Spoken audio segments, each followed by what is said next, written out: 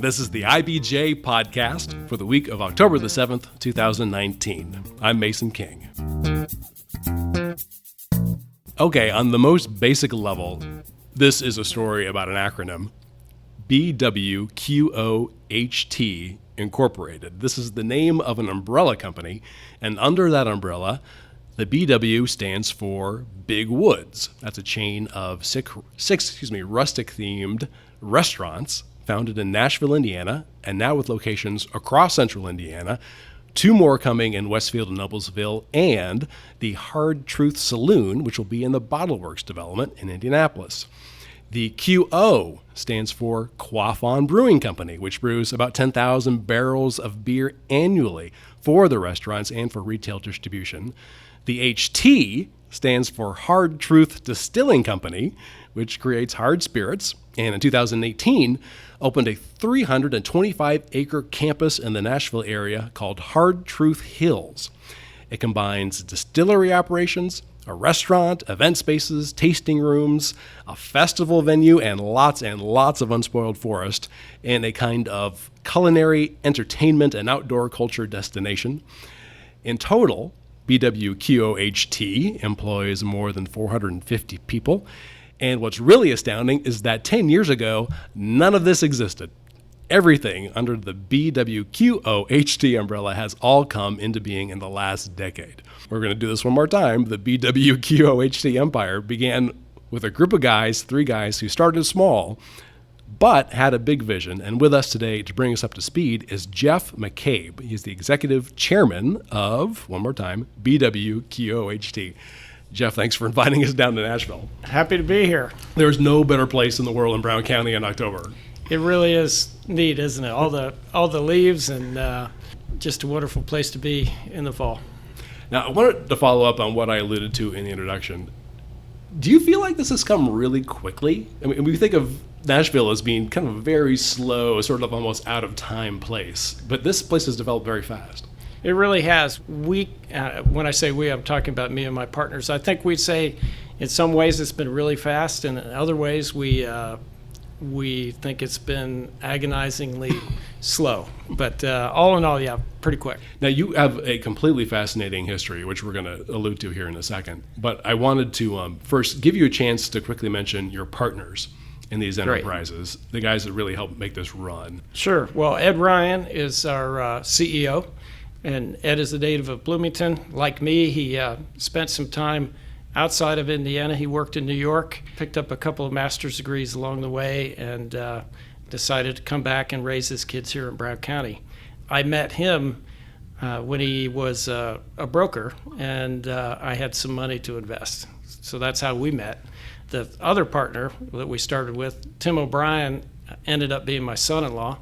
And actually, we were in business together with a bed and breakfast here in Brown County. Wow. And back in the beginning, before we started, Tim was actually a fine home brewer, and he ran a beer exchange from the back of the Allison House Inn in Nashville. A few years later, Jim Dunbar came along, and Jim does a lot of our construction management, and he and I actually met when we were flying helicopters in the Indiana National Guard back in the early 80s. Then back to your story. You attended the U.S. Naval Academy, where you got your bachelor's in English. Then you flew helicopters in the Navy. You joined corporate America. Among other companies, you worked for the General Motors, the Allison division. Where in Asia, you helped develop new business relationships.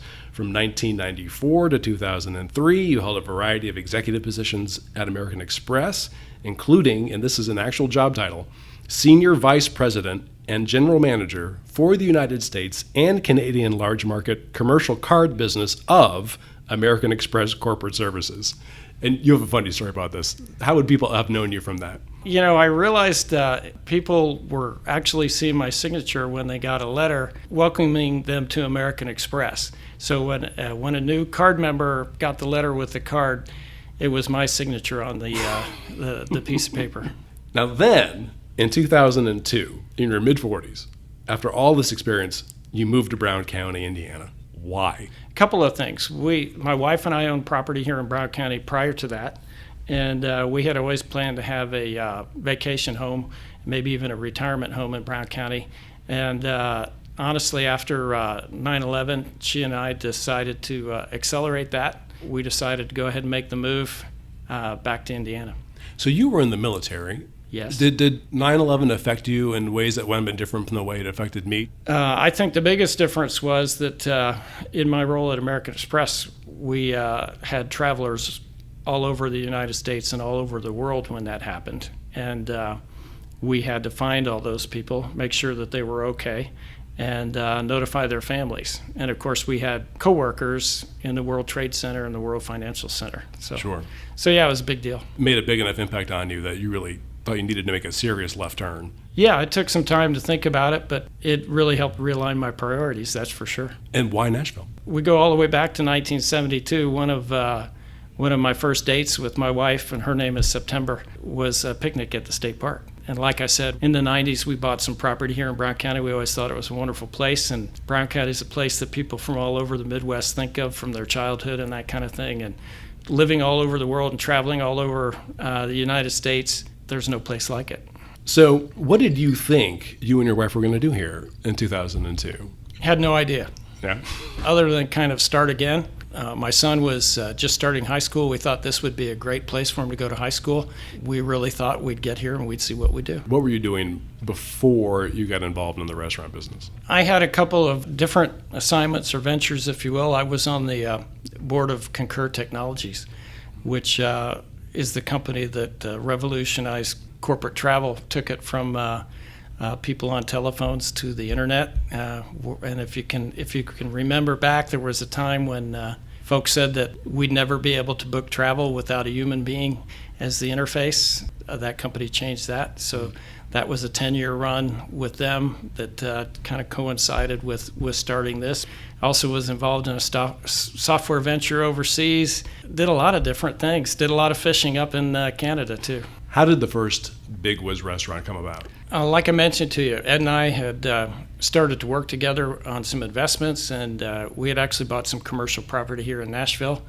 There was a tiny little restaurant that became available in a back alley here in Nashville, and both of us thought that that would make a perfect brew pub because we needed a brew pub in Nashville. There wasn't one, and we needed a place to go. So we talked to the bank in Michigan that had foreclosed on that little restaurant. Lo and behold, the stock market crashed, and the price got better for that piece of property.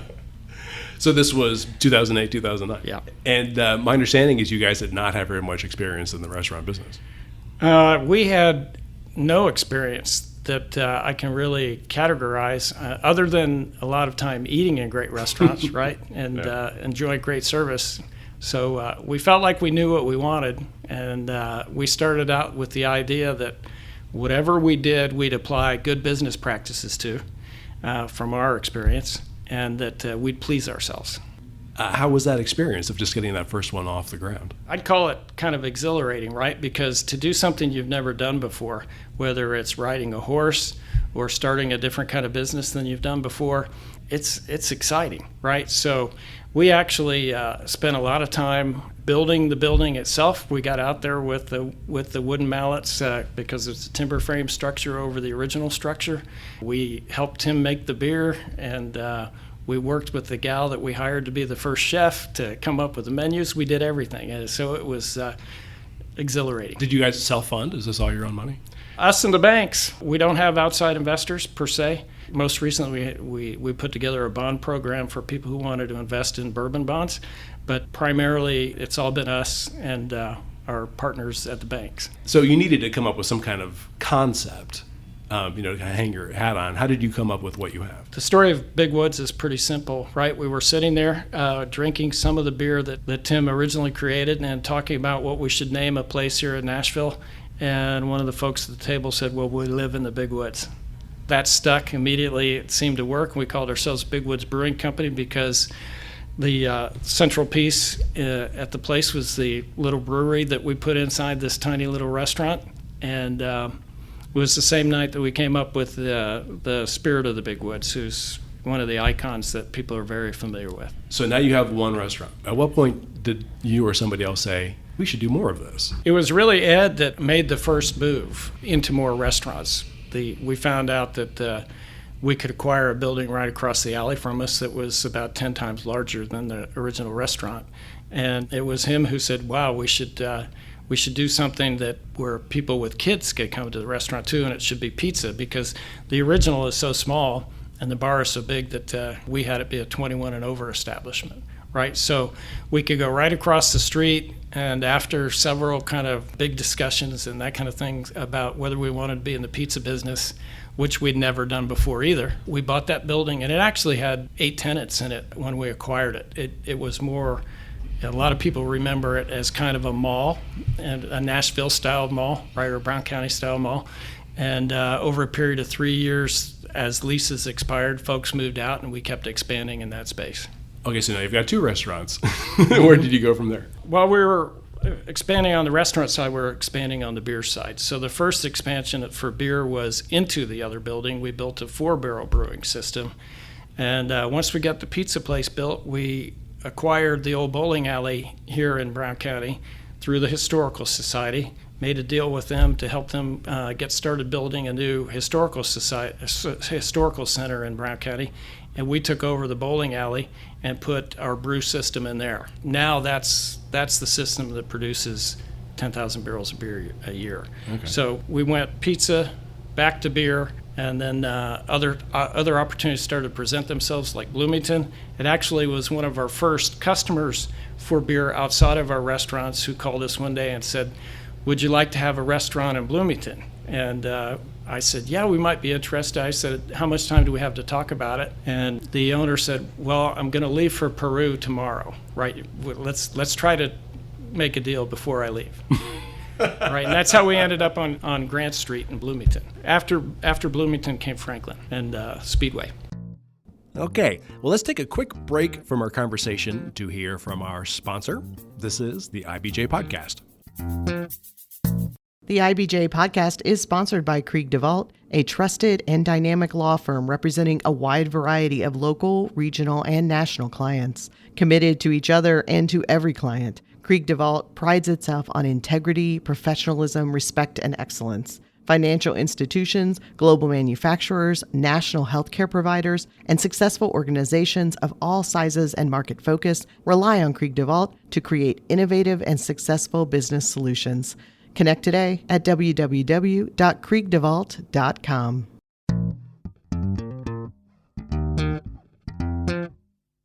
At what point did the germ of the idea for where we are now, Hard Truth Hills, when did that come about?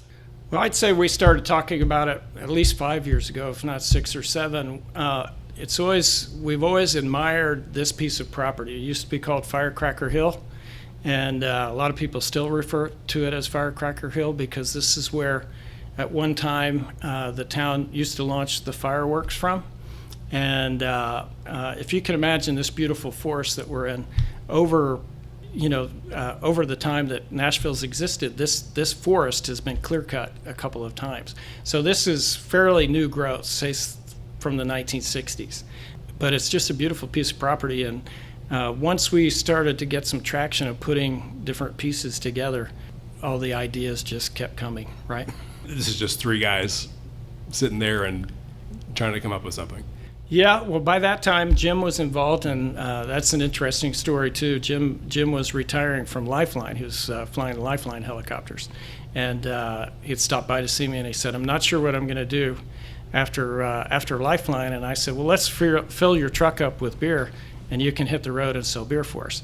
A week later, he was there with his truck empty, ready to go. So when we started to talk about Hard Truth Hills, all 4 of us were really part of that discussion. And by then, too, we had other people on the team who, either they're natives of Brown County or they're really part of the community now. So we all started to talk about it and think about what would be possible. And part of what we're going for here is a place, a campus, like you called it, or whatever, where we can bring all these different experiences together in one place.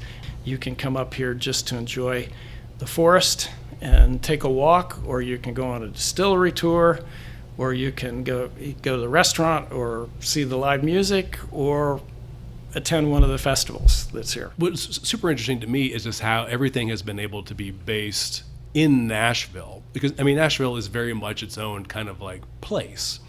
in the minds of people in Indiana. How important was it to you that it just be so concentrated here? Well, we thought we had a unique opportunity here. Nashville is a small town, 932 permanent residents. I think about 15,000 people in the county now, so there is a limitation to the workforce here, but it's such a wonderful place for tourism and for experiences, right? So we really thought that we could make something special happen right here by taking advantage of what's great about Brown County. And, the state park is absolutely wonderful. Some of the other attractions we have here now that are all centered on outdoor activity. I mean, we've got the nation's third highest rated mountain bike trails here. We thought everything could emanate from here.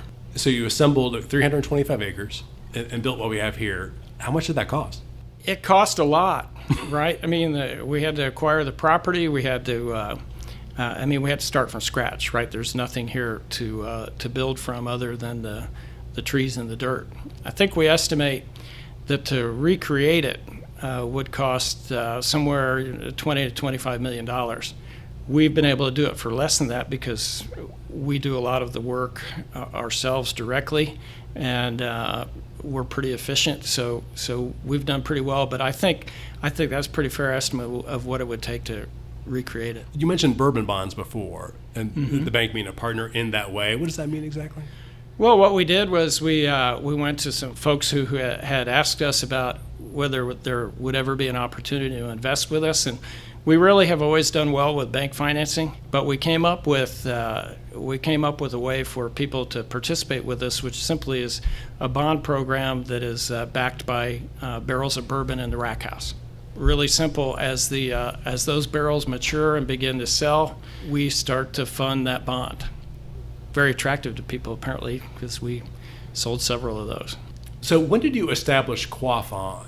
That was early on. From our prior business experiences, we felt like we needed to make sure we had things trademarked and copyrighted and that kind of thing. And once the beer started to take off, we realized that we wouldn't be able to protect a trademark for Big Woods beyond the state of Indiana. So we looked for another name that we could.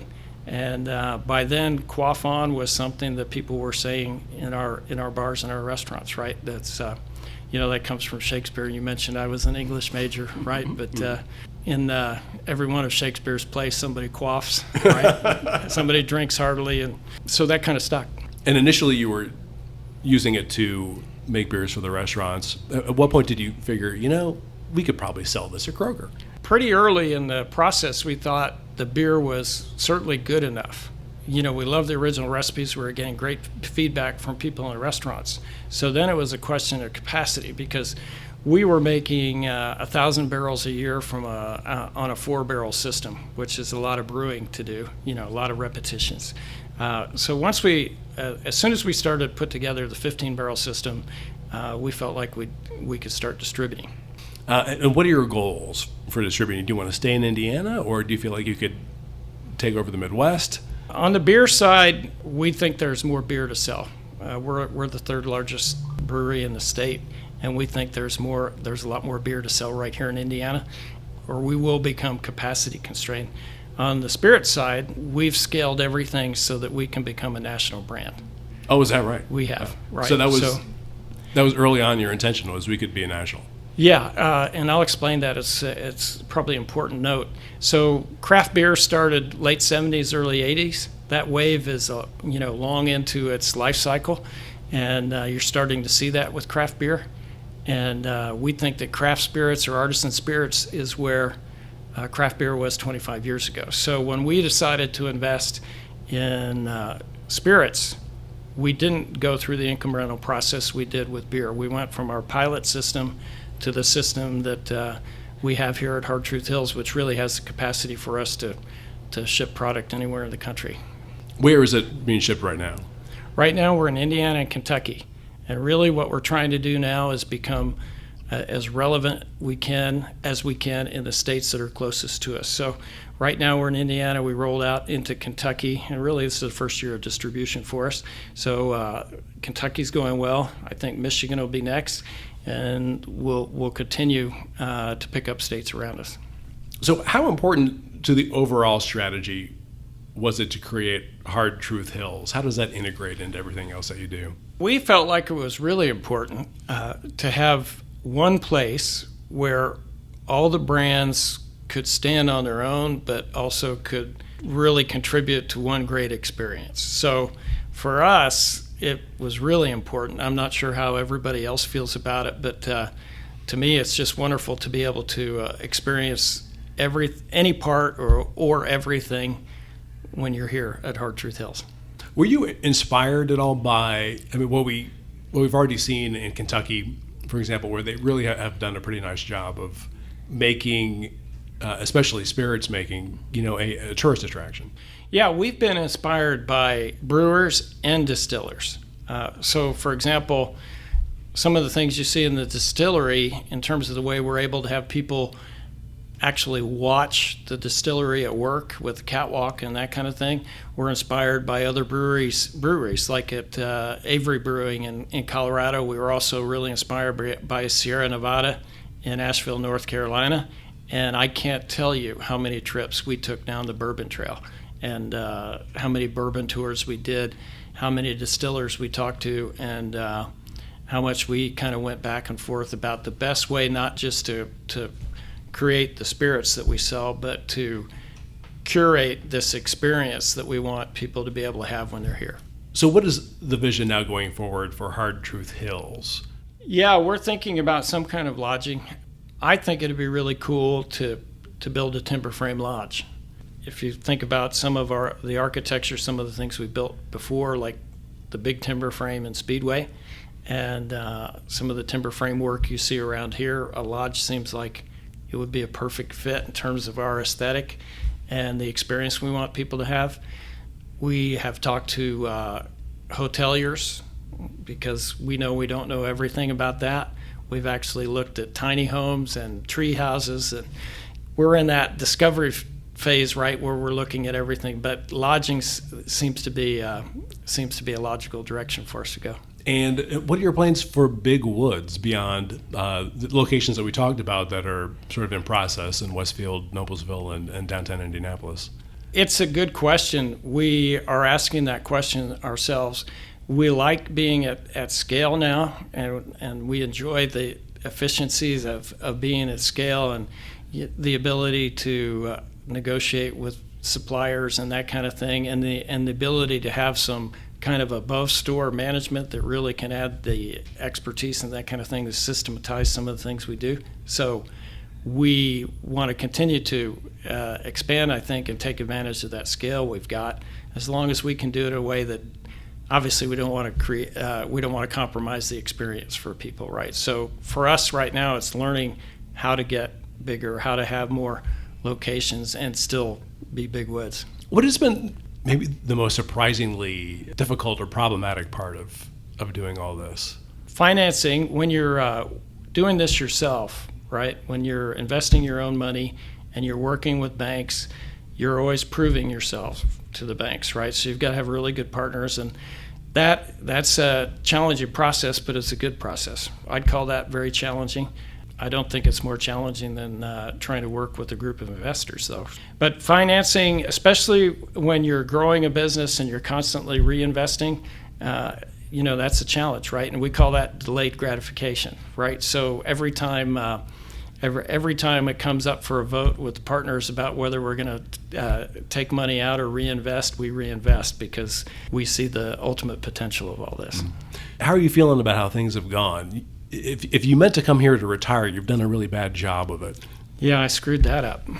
No, but I think things have gone really well. It's a really great feeling to walk around here at Hard Truth Hills or go up to our place in Speedway and talk to all the people who are part of the team and hear their stories about, it'll be like, Jeff, remember when I was in high school and you said if things went great, I'd be running a restaurant, and here I am, right? I mean, those stories are wonderful, and so I feel great about it. Well, best of luck to you. Thank you so much for your time. Thank you. My thanks again to Jeff McCabe. If you want to learn more about BWQOHT Incorporated, the latest issue of IBJ has a great overview of the operation. Also, in this week's paper and in our rural theme, Anthony Shutley checks in on Beck's Hybrids, the country's largest family-owned retail seed company, as it takes on the big conglomerates in an industry that is rapidly consolidating. And back in the city, Indianapolis black leaders are pressing the mayoral candidates for specific details on how they would address the challenges facing the African American community. And they're asking explicitly for a black agenda. And were disappointed when Mayor Joe Hogsett said their concerns would be covered by his wider economic plan.